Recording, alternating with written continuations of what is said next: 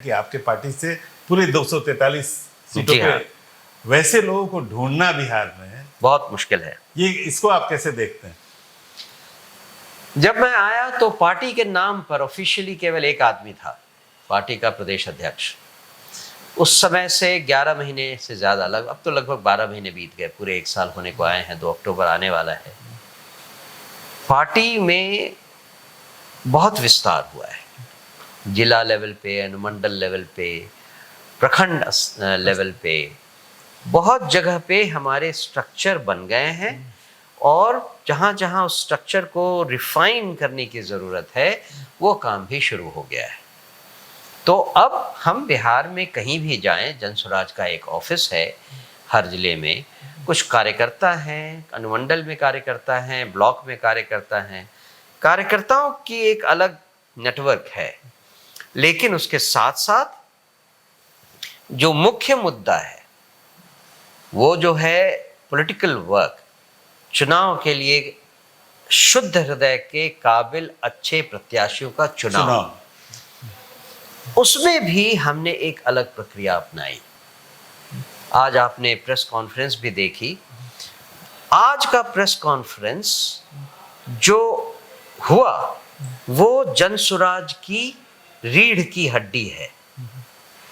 बिहार में बदलाव लाने का मतलब है, बिहार में जो पिछले 35-40 सालों से कमियां बढ़ती चली गई, उसमें भ्रष्टाचार सबसे बड़ा है, अहम मुद्दा है। और भ्रष्टाचार समाज में है, ये सब लोग जानते हैं, व्याप्त है। लेकिन किसी हायर लेवल पे, पॉलिटिकली हायर लेवल पे, चाहे वो ऑपोजिशन हो, रूलिंग पार्टी को तो छोड़ ही दीजिए, कहीं भी इस तरह से भ्रष्टाचार के विरुद्ध पब्लिक में आकर इस तरह से चैलेंजिंग अफेयर इसको बनाना पहली बार हुआ है। विपक्ष ऐसा काम इसलिए नहीं करता क्योंकि वो भी एक ही थाले के चट्टे बट्टे हैं, और किसी में भी ये मादा नहीं है, किसी भी पॉलिटिकल पार्टी या लीडर में ये मादा नहीं है कि वो कहें कि हमारा चरित्र साफ है और हम दूसरे पर इल्जाम लगा रहे हैं। हम इसलिए इस बात को कहने में नहीं हिचकिचाते क्योंकि हमारे अपने ऊपर कोई कीचड़ नहीं उछाल सकता। उसी तरह से प्रत्याशी जो आपने बताया कि जो चुनौती जी, तो ये जो खोज है भ्रष्टाचार विहीन समाज बनाने के लिए, उसकी शुरुआत चुनाव से होती है। क्योंकि मैं एक छोटा एग्जाम्पल देता हूं, भ्रष्टाचार को अगर खत्म करना हो तो शुरुआत कहां से होगी? चुनाव में अभी तक की जो प्रक्रिया चलती आ रही है, चुनाव में अगर आपको एक टिकट चाहिए XYZ किसी राजनीतिक दल से, तो आपको उसके सुप्रीमो के पास जाना पड़ेगा, वो आपसे पैसे मांगेगा, 7, 10, 15, 20 करोड़ मांगेगा कि आपको टिकट देंगे। जो भी जब टिकट मिला तो कम से कम 7 से 10 करोड़ रुपए आपको अपने पॉकेट से लगाना पड़ेगा जीतने के लिए। मतलब अगर आप जीत गए तो जीतते ही, विधायक बनते ही आपके दिमाग में पहला ख्याल क्या है? एक व्यवसायिक काम हो गया है। 30 करोड़ रुपए कैसे वापस किए जाए। अब अगर उस विधायक के दल को सरकार बनाने का मौका मिला, इन्हीं में से कुछ मंत्री भी बनेंगे। मंत्रियों के दिमाग में भी पहला ख्याल तो यही आएगा ना, कि पहले कैसे वो 30, और अगर 30 करोड़ आ ही जाते हैं तो 300 करोड़ क्यों नहीं बनाया जाए, 3000 करोड़ क्यों नहीं बनाया जाए? और 30 करोड़ लोग जो जुटा रहे हैं, जो इस अभियान में पैसा लेकर के जो टिकट ले रहे हैं या पैसा लेकर के जो टिकट को दे रहे हैं, इस तरह का व्यापार का जो चला है वो तो दूसरी चीज है। लेकिन मैं ये कह रहा हूं कि ये बात हर पॉलिटिकल पार्टी जानती है और हर पॉलिटिकल नेता भी जानता है, लेकिन इस प्रक्रिया को बदलने के लिए कभी किसी ने कोशिश की? कभी किसी ने कोशिश। क्यों? क्योंकि अगर ये प्रक्रिया बदल जाएगी तो उनके जेब में पैसे कहां से आएंगे? जन स्वराज ने यहीं से शुरुआत की। हमने कहा कि इन चुनावों में हम ऐसे प्रत्याशियों को खड़ा करेंगे जो दिल से ईमानदार और काबिल हों। अब ऐसे लोग मिलेंगे कहां से? 243 ऐसे लोगों को ढूंढना कोई आसान काम तो है नहीं, और उसी क्षेत्र से ढूंढना है। तो ये समाज को मथने की प्रक्रिया है। हमने ये प्रक्रिया जनवरी से शुरू की, 8-9 महीने पहले से, और लोगों से कहा जो खड़ा होना चाहते हैं अप्लाई करें। अप्लाई करने की प्रक्रिया मई तक चली। उसके बाद हमने इनके इवैल्यूएशन की प्रक्रिया शुरू की।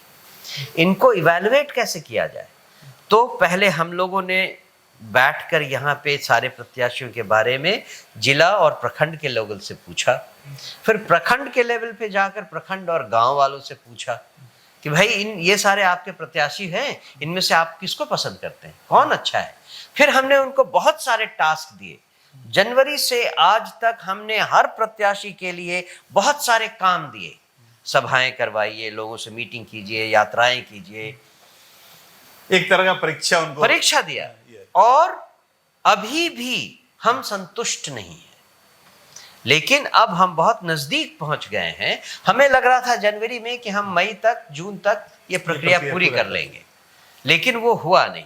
तो बाय द वे कितना आपके पास प्रत्याशियों का आवेदन आया? इनिशियली 12,000 लोग आए थे। 12,000 लोग। 243 सीटों के लिए लगभग 12,000 लोग आए थे।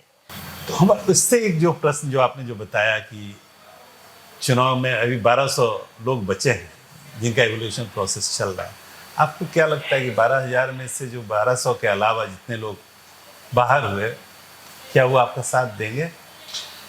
क्या एक प्रतिनिधि के रूप में वो नहीं आएंगे? नहीं, ये केवल 12,000 लोगों की ही बात नहीं है, ये तो 13 करोड़ लोगों की बात है।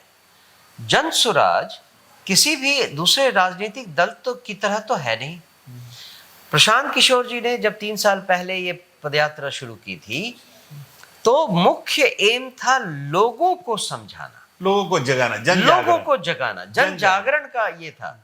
लोगों को पहले तो ये बताना कि भाई आप जिस गरीबी, भुखमरी और बदहाली में रह रहे हैं उसका कारण क्या है, और उसको अगर आप बदलना चाहते हैं तो उसके लिए आपको क्या क्या करना चाहिए। और हम कभी उनसे ये नहीं कहते हैं कि, मतलब एटलीस्ट प्रशांत किशोर नहीं कहते हैं कि आप हमारे लिए वोट कीजिए। हम ये नहीं कहते हैं। हम ये कहते हैं कि जिस हाल में आप हैं उसके लिए जो जिम्मेदार है, क्या आप उसको आइडेंटिफाई कर पाए, आप उसको समझ पाए कि कौन है जिनके कारण आपकी ये हालत है, और क्या आप चाहेंगे कि वो फिर से आपके ऊपर राज करें। इस बार जब वोट होने वाला है तो क्या आप उनको फिर से लाना चाहेंगे? लोग कहते हैं कि नहीं, उन्होंने हमें धोखा दिया। उन्होंने हमारी तो चिंता छोड़िए, 40 साल पहले जो व्यक्ति 20 साल का था गांव में मेजॉरिटी, उसने ना तो अच्छी पढ़ाई की, ना उसको अच्छा रोजगार मिला।